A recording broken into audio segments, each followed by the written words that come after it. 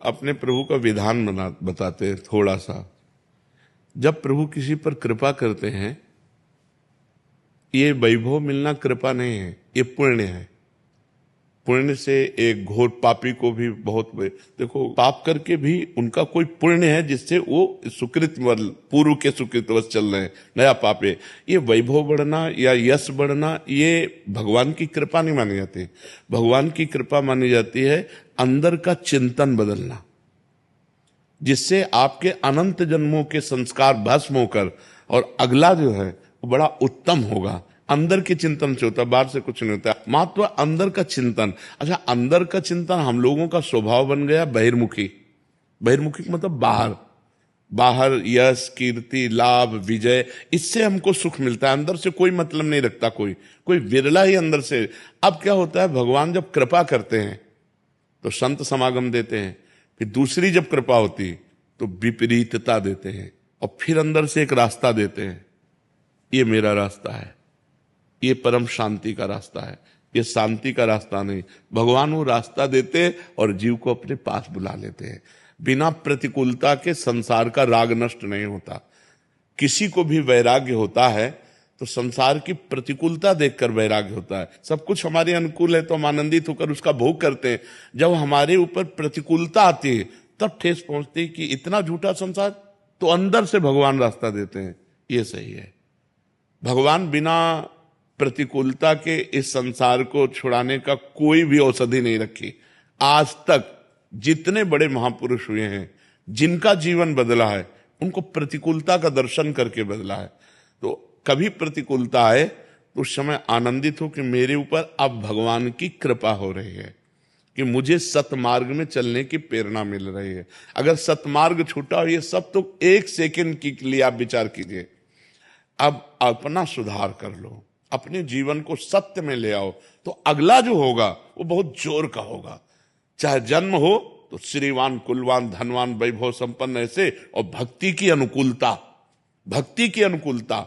खास बात श्रीवान धनवान कुलवान नहीं, खास बात भक्ति की अनुकूलता। अगर इस जन्म में भगवत प्राप्ति नहीं हुई तो भगवान श्री कृष्ण ने गीता में कहा है कि मेरे भक्त का नाश नहीं होता, मैं कुलवान धनवान श्रीवानों के कुल में जन्म देता हूं और फिर पुनः भक्ति का माहौल देता हूं, और पूर्व का जो भजन छूटा हुआ हो वहीं से उसको। अब बिल्कुल ऐसे ही रहो जैसे रह रहे हो, बिल्कुल संसारिक बन करके रहो, लेकिन अंदर का चिंतन आपका बदल जाए। अंदर के चिंतन में आपकी यश की भावना न रह जाए, अंदर के चिंतन में आपको धन बढ़ाने की भावना न रह जाए। अंदर का चिंतन हो जाए, प्रभु बहुत जन्म व्यतीत हो गए, अब एक बार आपसे मिलना चाहती हूँ, एक बार आपसे मिलना चाहते हैं प्रभु, मुझे आप चाहिए, अब संसार नहीं। तो बात बन जाएगी, तो बात बन जाएगी। तो इसलिए आनंद पूर्वक भगवान का नाम जप करो, बिल्कुल चिंता मत करो। बाबा, क्या नाम जप से हो जाएगा पूरा? ये हम अपने जीवन का अनुभव बताते हैं। सांख्य योग और अष्टांग योग और कर्म योग और भक्ति योग, चारों योगों में प्रवेश रहा है।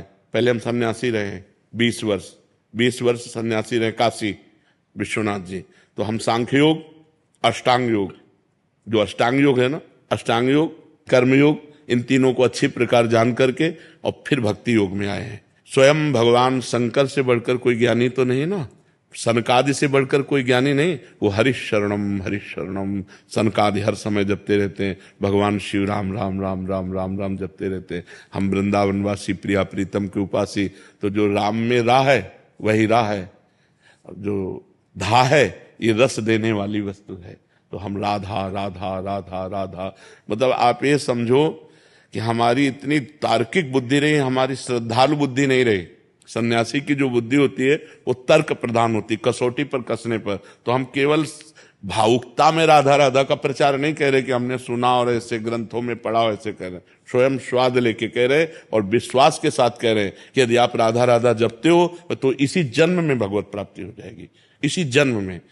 जैसे किसी से कहा जाए कि तुम सत्य बोलो, मंदिर में चढ़ के बोलो, तो हम मंदिर में नहीं, हम वृंदावन में बैठे हैं।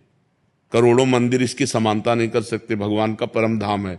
अगर राधा राधा नाम चल रहा है तो इसी जन्म में भगवत प्राप्ति हो जाएगी। हमारी आखिरी श्वास यदि राधा, तो मुझे श्री जी की प्राप्ति, भगवान की प्राप्ति हो जाएगी, इसमें कोई संशय नहीं। और किसी साधनों की कोई आवश्यकता नहीं, आप केवल अंदर ही अंदर चलाइए और लिखिए। देखो हम जो कह रहे हैं उसको समझो। बहुत अधिक नाम जपने की हमें चेष्टा नहीं करनी, कम संख्या हो लेकिन मन लगा करके हो। जैसे हम, अब देखो, आप लिखो राधा, अपने दिमाग में लिखो, खुले नेत्र लिखो या बाहर बाहर देखो, दिखाई दे रहा है राधा लिखा हुआ, वही कान में सुनो राधा, वही अंदर उठाओ राधा, ये तीनों का एकाकार हो जाए तो ये करोड़ों नाम जप के बराबर है। देखो, जैसे हम बोला राधा, ऐसे हम 1000 राधा नाम बोले तो हम बोला राधा, ये उपांशु है, इसे उपांशु कहते हैं। राधा राधा राधा राधा 1000 बार, ये उपांशु हुआ।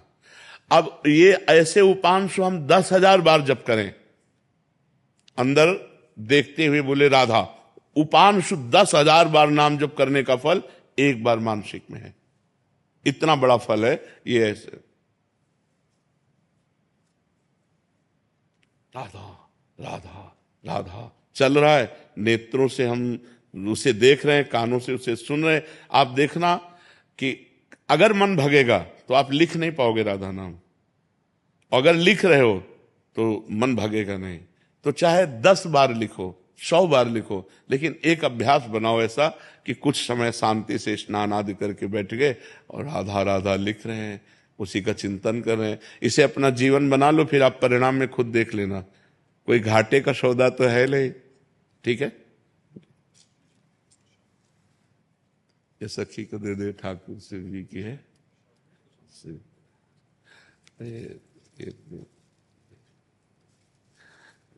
खूब आनंदित रहो, नाम जप करते रहो, प्रसन्न।